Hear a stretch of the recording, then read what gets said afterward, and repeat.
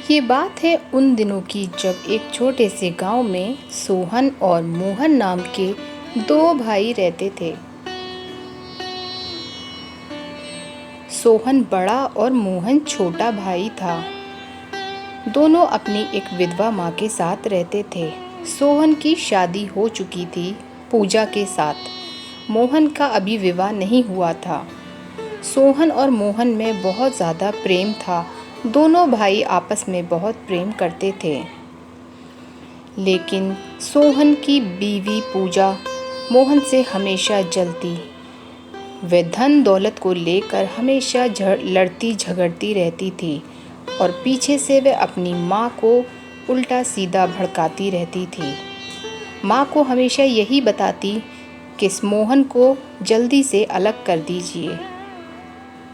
एक दिन पूजा सोचती है, अगर सारी दौलत उस मोहन के नाम हो जाएगी तो मेरे हाथ में कुछ भी नहीं रहेगा। ऐसे में मैं क्या करूँगी?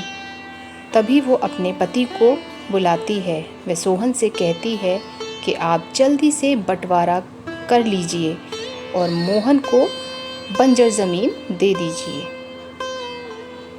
तभी सोहन और मोहन की माँ उनको बुलाती हैं और उनसे कहती हैं कि बेटा, तुम दोनों अपना अपना हिस्सा लेकर अलग हो जाओ। मोहन को ये बात सुनकर बहुत ही आश्चर्य होता है। मोहन कहता है कि वह ये सब सपने में भी नहीं सोच सकता था, लेकिन पूजा ने सोहन को पहले ही पट्टी पढ़ा ही हुई थी। अगर मैं जल्दी से सारे खेत खलियान की मालकिन बन जाती हूँ तो मेरा भी इस गांव में रौब होगा। मैं भी कुछ ना कुछ कर कर दिखाऊंगी। पूजा मोहन से बहुत ज़्यादा जलती है। वह सोहन से कहती है, क्यों ना हम उसको बंजर ज़मीन दे देते हैं। मोहन बहुत सीधा साधा आदमी है। वह कभी भी हमसे कोई प्रश्न नहीं करेगा। उसका पति उसकी बात मान लेता है। उसका पति अगले दिन उसको खेत दिखाने के लिए लेकर जाता है। पूजा देखकर बहुत ज़्यादा खुश हो जाती है। वह कहती है, ये खेत तो बहुत ही ज़्यादा हरे भरे हैं और इसमें तो धान की खेती भी हो रही है। दोनों खेत देखकर वहाँ से खुशी खुशी घर वापस चले जाते हैं। अब मोहन ने अपना खेत का जो हिस्सा देखा है, वह देखकर बहुत ज़्यादा आश्चर्यचकित हो जाता है। वह कहता है कि भैया ने क्या सोचकर मुझे ये बंजर ज़मीन का हिस्सा दिया है। अब मैं इसमें कैसे खेती करूँगा। लेकिन वह बहुत सीधा था, अपने काम में लग गया। देखा आपने सोहन जी, अगर आप मेरी बात नहीं मानते तो आज हमारे हिस्से में इतनी अच्छी ज़मीन नहीं आती। बेचारा मोहन अब ज़िंदगी भर उसी पर कुल्हाड़ी चलाता रहेगा। मोहन अगले ही दिन अपने खेत पर जाने की तैयारी करता है। वह खेत पर जाता है और देखता है कि वह कहाँ से खेती करना शुरू करे। पूरा खेत सूखा हुआ, सूखे पेड़ों से भरा हुआ है।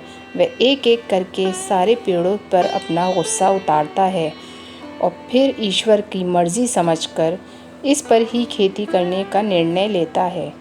वह शाम को घर वापस आ जाता है। मोहन की इसी बात का फ़ायदा उसकी भाभी ने उठाया। अगले दिन मोहन उस पर खेती करता है, लेकिन मोहन के मन की जो दुर्दशा है वो कोई नहीं समझता है। तेज़ बारिश तूफ़ान के कारण वह खेती करने से रुक जाता है और घर वापस आ जाता है। घर आकर वह आराम करता है और कुछ दुखी भी होता है। तभी उसकी माँ आती है और उसको समझाती है, बेटा मोहन, तू इतना उदास क्यों बैठा हुआ है? देख, ईश्वर ने पहले ही हमारे भविष्य के बारे में सोच कर रखा है। तू मेहनत कर, उसी बंजर ज़मीन पर मेहनत करेगा तो बहुत कुछ मिलेगा। मोहन कहता है कि माँ, वहाँ कुछ भी काम करने लायक नहीं है। जब मैंने वहाँ कुल्हाड़ी चलाई तो कुछ आश्चर्यजनक हुआ। वहाँ कुछ लगता है जैसे कि कोई शक्ति है जो मुझे वहाँ काम करने से रोकती है। अगले दिन मोहन जब वहाँ जाता है तो उसी तरह से बारिश तूफान शुरू हो जाता है।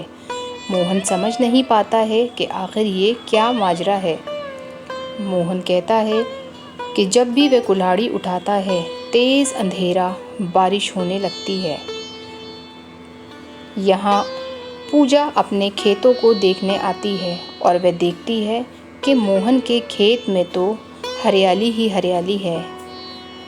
वह सोचती है कि ऐसा क्या हुआ है जो रातों रात इसकी खेती इतनी ज़्यादा बढ़ गई है, और वह ये देखकर चुपचाप घर वापस लौट जाती है।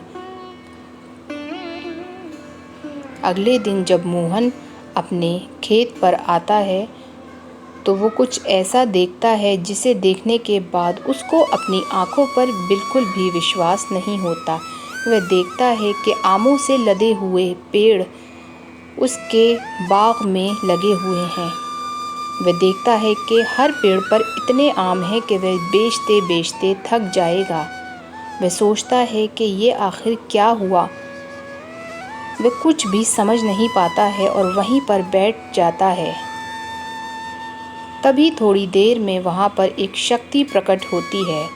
वह उसके आगे हाथ जोड़कर पूछता है कि स्वामी, ये सब क्या है? तब वो बताते हैं कि ये तुम्हारी सच्चाई ईमानदारी का फल है। जाओ मोहन, ये मेरी तरफ से वरदान है। जितने फल चाहो तुम बेचकर अपने लिए पैसा इकट्ठा कर सकते हो। मोहन अगले दिन सारे आम लेकर खेत की तरफ जाता है। वह मंडी में जाकर उनको बेचता है और बहुत सा धन पाता है।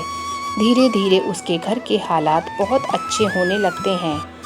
मोहन कहता है कि ये ईश्वर की तरफ से उसके लिए एक तोहफा था जो ईश्वर ने खुद उसके लिए भेजा है।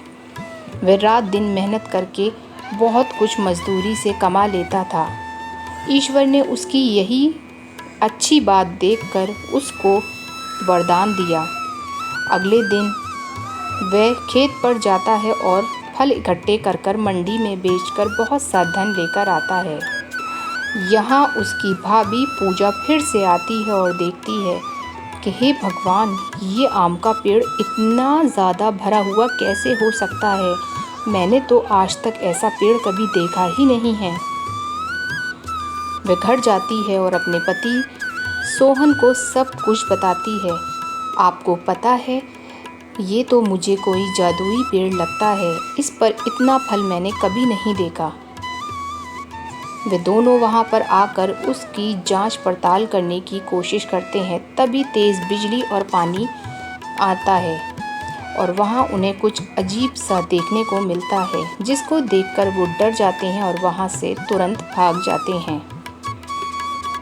मोहन आता है तभी वह शक्ति फिर से प्रकट होती है और कहती है कि जो इंसान लालची होता है मैं उसकी मदद नहीं करता। तुम एक नेक और सच्चे इंसान हो। जाओ, ले जाओ जितना धन चाहो। अगले दिन सोहन और उसकी पत्नी अपने खेतों पर आती हैं तो देखती हैं कि उनकी ज़मीन एकदम बंजर हो चुकी है और सूख कर धरती फट चुकी है। वे दोनों देखकर अफसोस करते हैं और कुछ ना कर पाने की वजह से वे सीधे वहाँ से अपने घर की तरफ निकल जाते हैं।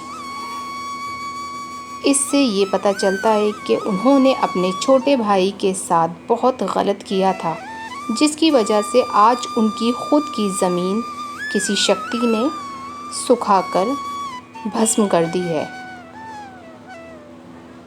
यहाँ दोनों माँ बेटे बैठकर ईश्वर का धन्यवाद करते हैं कि वह हमारे साथ ना होता तो तुम्हें पता नहीं क्या क्या दिन देखने पड़ते। वह अपनी माँ को लेकर जाता है और उन पेड़ों पे से आम तोड़कर दिखाता है। तो आपको इस कहानी से क्या सीख मिलती है? हमें कभी भी किसी का हिस्सा नहीं मारना चाहिए, सबके साथ अच्छा ही करना चाहिए। अगर आपको कहानी अच्छी लगी हो तो चैनल को सब्सक्राइब कीजिए। धन्यवाद।